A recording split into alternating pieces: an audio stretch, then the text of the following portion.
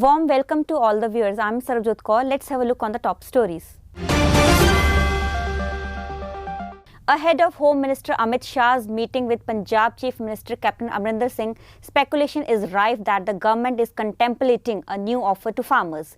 It may include holding back the three acts for a couple of months, during which a committee in which CMs and farmer representatives may be included will hold talks. In the meeting ahead of farmers' dialogue with Union Ministers Singh and Shah are expected to hold deliberations to work out an amicable solution to the problem. Meanwhile, regarding their meeting with the Union Ministers, farmer leaders say they are concerned only with the centre. It is not about any political party or Punjab CM. It is about farmers of the entire country and not just Punjab, they add. Students from Punjab University and Punjab University have joined the farmer stir at the Kundli border in large numbers, with girls taking centre stage. Besides motivational speeches, they render revolutionary songs and perform plays to educate the public on the farmers' issues, drawing huge crowds. Coming together under the banner Naujawan Kisan Ekta, the students have also started langar service at the Kundli protest site. Speaking to the Tribune over the phone, Punjab University's Varinder Singh said, "We are here to express solidarity with the farmers as despite a peaceful protest for the past 2 months, they have been ignored by the Narendra Modi government." India has strongly hit out against Pakistan for arbitrarily transferring the management of the Sikh holy shrine Kartarpur Sahib Gurdwara and violating a UN General Assembly resolution, saying Islamabad's move goes against Sikh religion and its preservation and protection. In November, Pakistan transferred the management and maintenance of Kartarpur Sahib Gurdwara from the Pakistan Sikh Gurdwara Prabandhak Committee to the administrative control of the Evacuee Trust Property Board, a non-Sikh body. The Supreme Court on Thursday granted anticipatory bail to former Punjab DGP Sumed Singh Saini in the 1991 Balwant Singh Multani murder case. A bench headed by Justice Ashok Bhushan, however, asked Saini to surrender his passport, cooperative with the investigation and not to influence witnesses in the case. If arrested, the former Punjab DGP would be released on bail on furnishing a personal bond of ₹1 lakh with 2 sureties in the like amount, the top court said. The bench had reserved its verdict on November 17th after hearing arguments from senior advocate Mukul Rohtagi for Saini and senior advocate Siddharth Luthra representing Punjab government. Mahashay Dharampal Gulati, the owner of the famous spice company MDH Masala, passed away Thursday morning at a Delhi hospital. Gulati was undergoing treatment at Mata Chanan Devi Hospital, where he breathed his last, sources said. According to reports, he was undergoing post-COVID treatment and suffered a cardiac arrest Thursday morning. Popularly known as Spice King, Gulati was awarded the Padma Bhushan, the country's third highest civilian award, in 2019.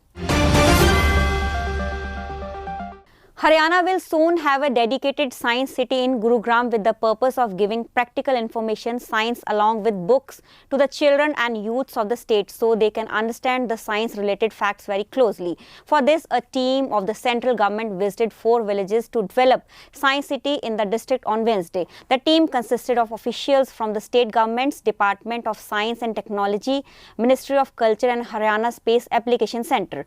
The team has visited Ghamroj, Nimoth, Rahka and Patali Hajipur villages in Gurugram. The team was accompanied by Sohna's SDM Chinar Chahal.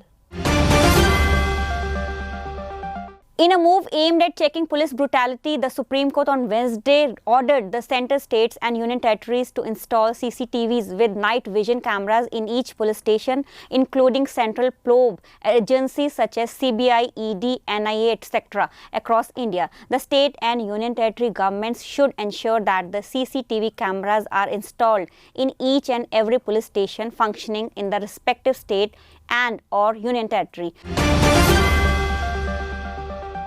Calling out the selectivity at the United Nations in condemning acts of violence against religions, India has said the UN General Assembly has failed to acknowledge the rising hatred and violence against Buddhism, Hinduism, Sikhism, and underlined that the culture of peace cannot only be Abrahamic religions. Addressing the UN General Assembly session on culture of peace on Wednesday, First Secretary in India's permanent mission to the UN, Ashish Sharma, said there were disconcerting trends in the world of today.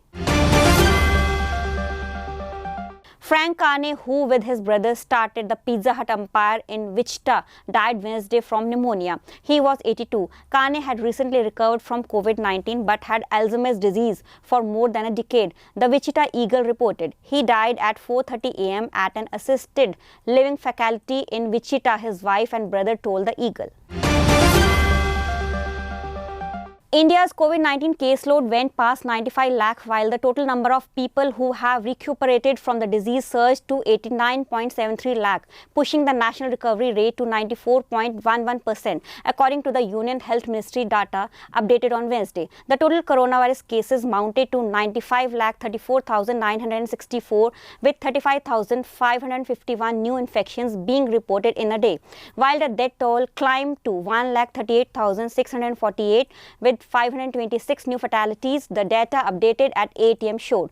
The number of people who have recuperated from the disease surged to 89,73,373, pushing the national recovery rate to 94.11%, while the COVID-19 case fatality rate stands at 1.4%. That's all for the day. Thank you.